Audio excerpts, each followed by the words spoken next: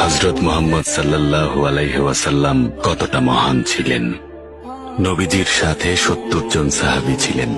সেই সময় মদিনায় অনেক সুখ শান্তি ছিল। হঠাৎ অনেক খারাপ সময় চলে আসে সেখানে।